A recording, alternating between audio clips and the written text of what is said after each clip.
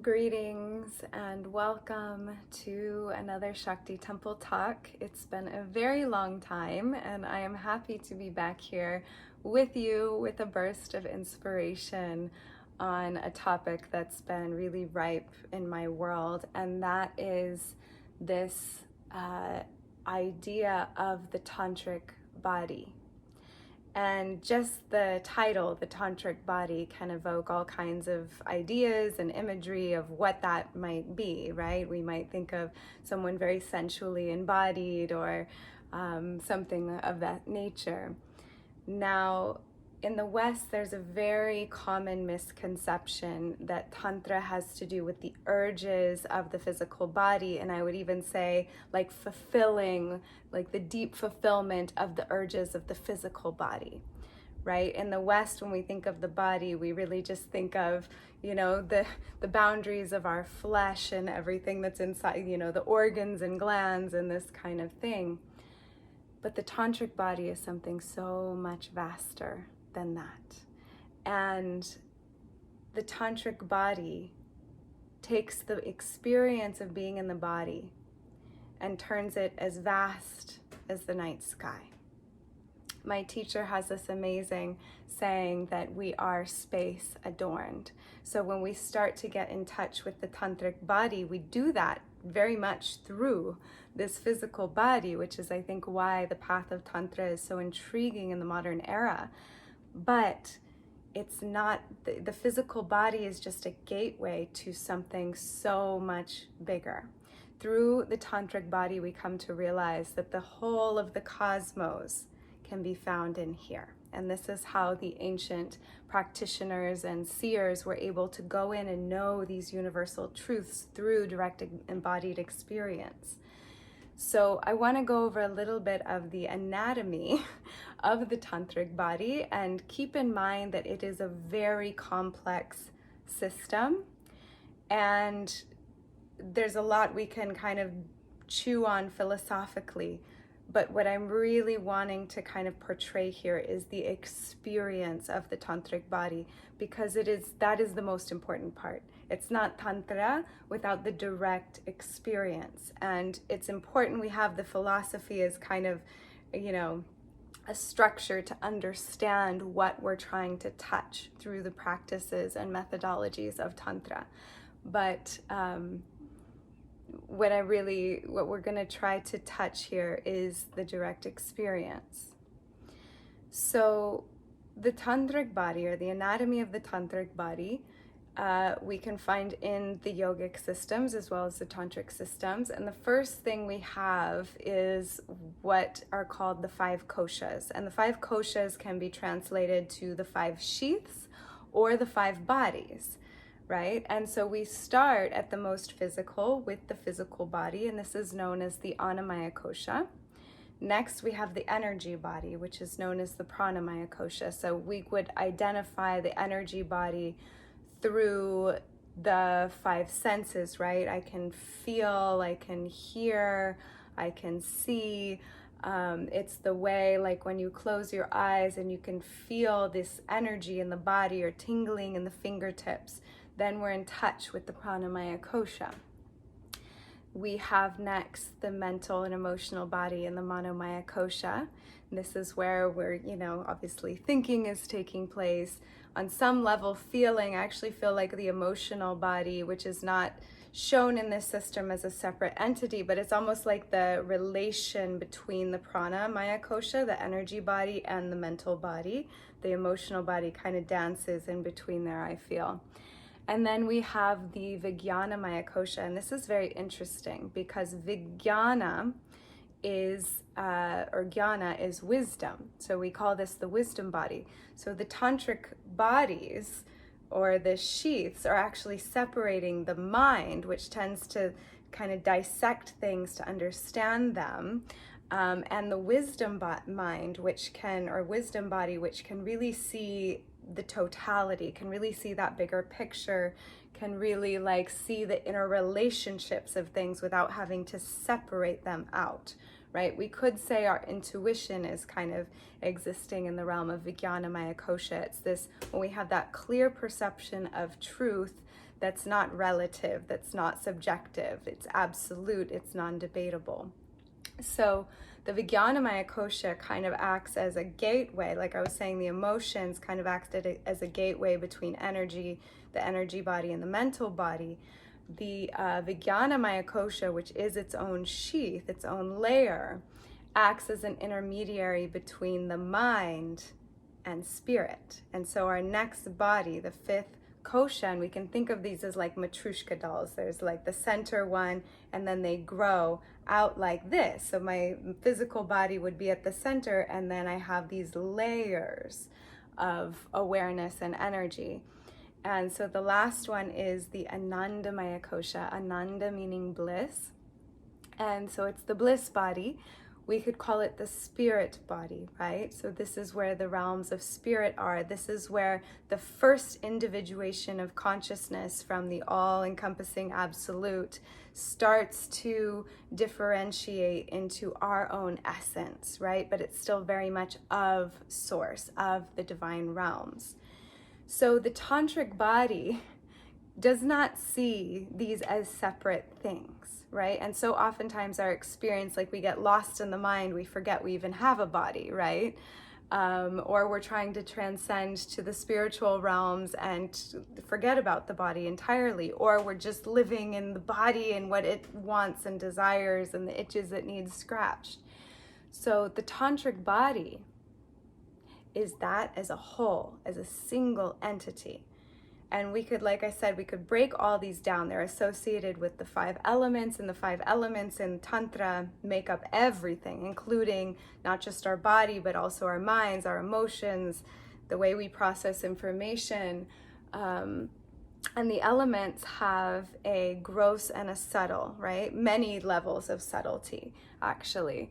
The most physical, we would say, would be earth, water, fire, air, ether. So we can kind of see 5 elements, 5 sheaths. We move from the gross, the physical body, to the more subtle, right? So we could say we journey from earth to ether.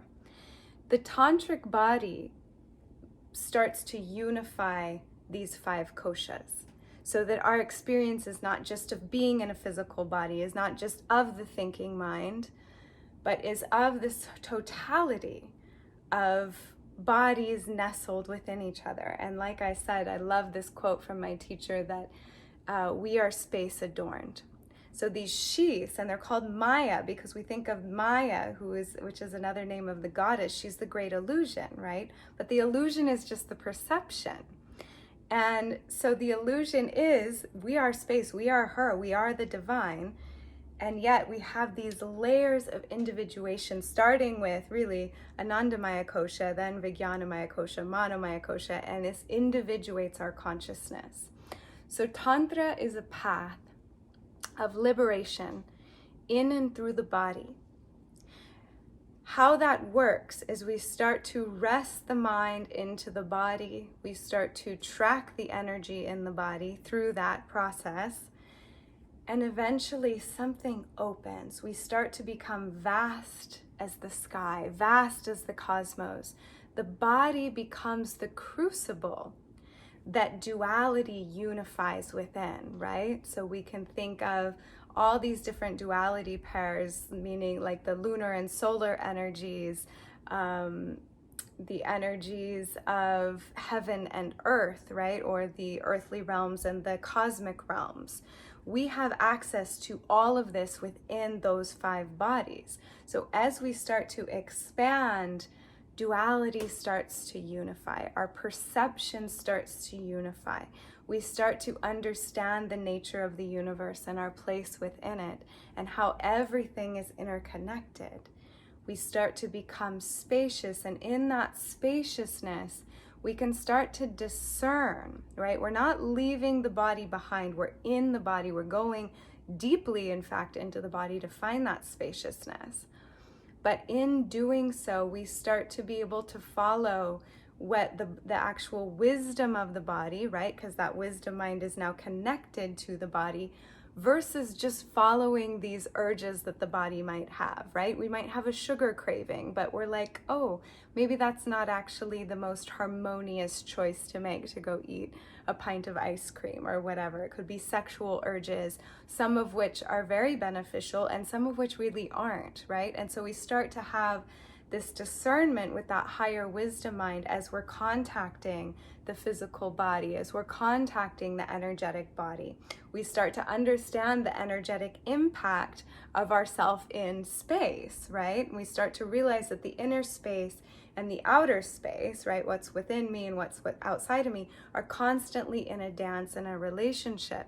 So the tantric body is always orienting itself in a harmonious and loving way between the inner and outer space.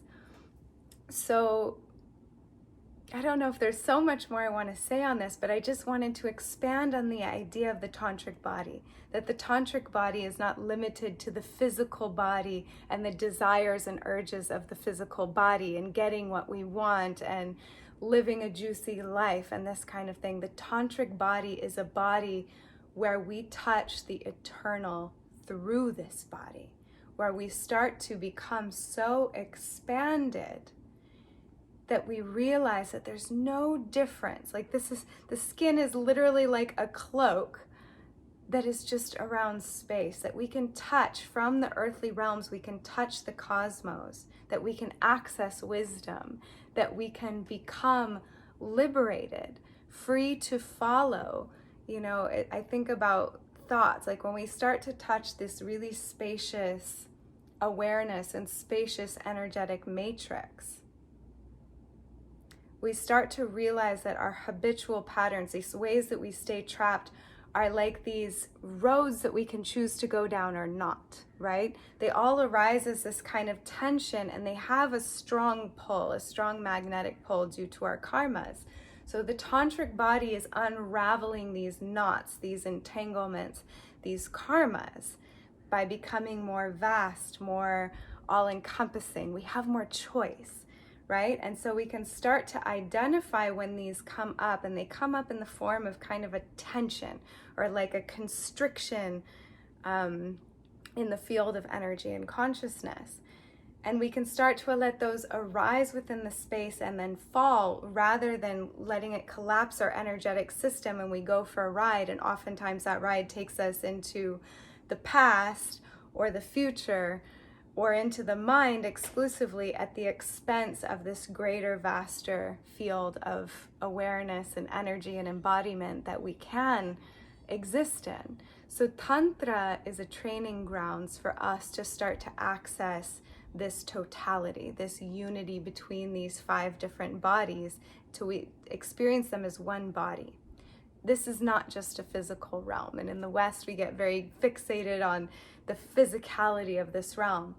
Eastern practices, Eastern spirituality, and especially Tantra, it's not seen that way. In fact, it's like the physical is one dimension, and then there's so many levels of subtlety. There's the realms of the gods and goddesses, and there's the realms of light and sound. And so in accessing the tantric body, we're accessing a body that is made of space, of sound, of light, of vibration, right? It's something so much vaster than what we can imagine. And when we start to embody that, we touch the world in a different way.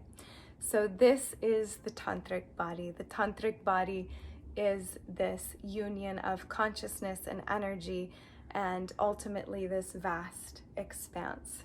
So I hope this exploration of the tantric body was meaningful, that you learned something new from this, or got inspired to go deeper into the path of what true Tantra is, and beyond just this idea of satisfying the physical urges of the body. So thank you for joining me. I am Halo Saranko, the founder of Shakti Temple Arts, and this was another Shakti Temple Talk.